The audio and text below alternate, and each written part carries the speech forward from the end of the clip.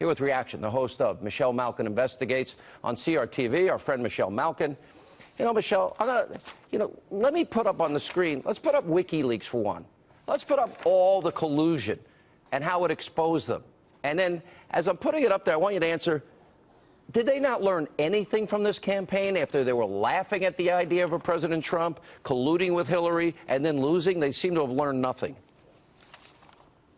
Yeah, they have seemed to learn nothing, Sean. They're doubling and tripling and quadrupling down. And the propaganda media is even worse than that. These are the soiled pants media. They are still suffering from post-election indigestion. And this weekend was really a milestone for them. There's no other industry that is more self-congratulatory and self-delusional than journalism, well, maybe with the exception of Hollywood.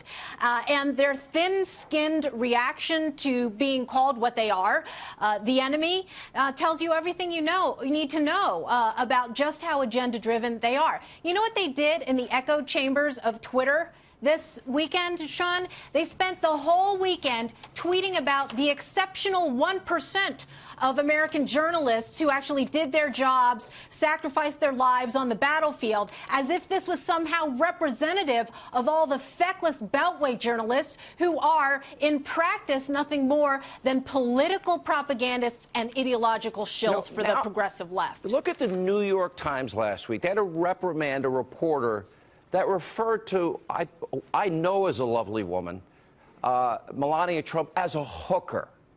Really? Yes. A reprimand for that? Then, of course, they tweeted out a fake Michael Flynn Twitter account.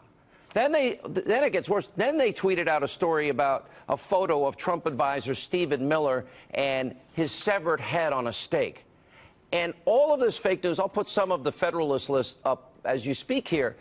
There's so much of it. They lie so often, but it's also deeper because it's what they choose to cover. And, for example, what Trump has accomplished in 30 days, they ignore completely.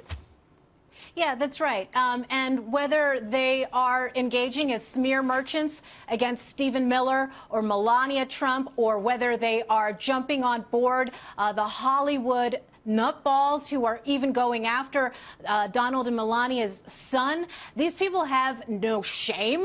And the great malpractice, the gross disservice, as you highlighted, is that all of the noise that they are creating to oppose the Trump administration is undermining what journalism is supposed to be about, which is informing the American people about the important policy decisions and the important policy advancements that are actually going on in Washington, D.C., and for which Donald Trump is responsible for. They want to jump on the fact that he mentioned that things are going on in Sweden when he is absolutely more right than wrong. Well, I'm going to prove that tonight. Right?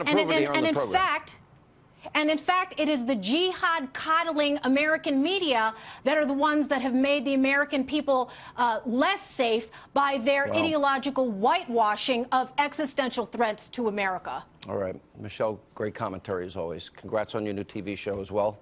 Thank you for being with us. You bet.